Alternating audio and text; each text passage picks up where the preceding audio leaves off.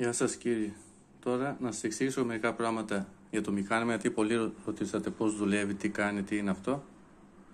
Είτε από PM, είτε με μηνύματα, στα σχόλια. Τώρα, το μηχάνημα είναι αυτό. Τώρα να δούμε τι κάνει. Τώρα, το μηχάνημα, εδώ έχουμε την υγρασία, βρέχει στο σαλόνι μέσα. Έχει δύο ακροδέκτες. Τη μία την ακουμπάμε εκεί που έχουμε την υγρασία. Κάνουμε και την πατέντα όταν είμαστε μόνοι.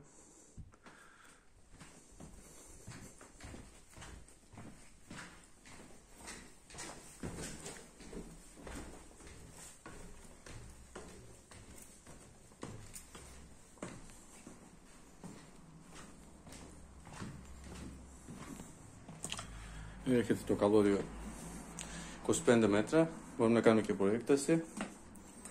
Τώρα, πρώτον, παίρνουμε το άλλο αισθητήριο.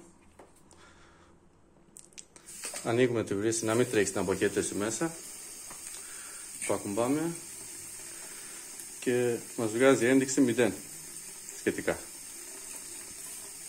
Αν είχαμε τη διαρροή στην ίδρυυση, θα έβγαζε κάτι 800 και τέτοια.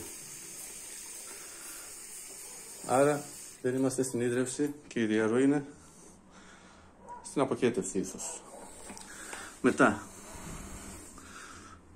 έριξα νερό εδώ στο σιφόνι κεντρικό μέσα.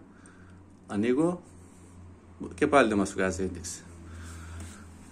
Και στο πλυντήριο και στη λεκάνη τα ίδια κάνουμε. Πατάμε το καζανάκι, βλέπουμε τις ενδείξεις, τι μας βγάζει. Προχωράμε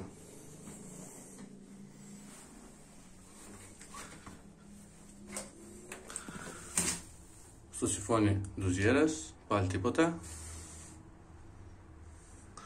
Και μετά, άρα δεν έχουμε διαρροή ούτε στην αποχέτευση.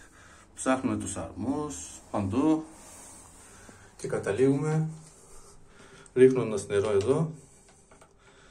Μου βγάζει κάτι τιμές 800 και τέτοια. Άρα από εδώ, όταν παίρνουν τους, βάζει νερό μέσα, γλύφει και καταβάζει στο σαλόνι. Τόσο απλά.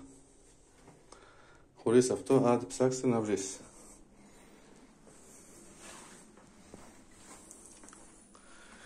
Και άλλα πολλά.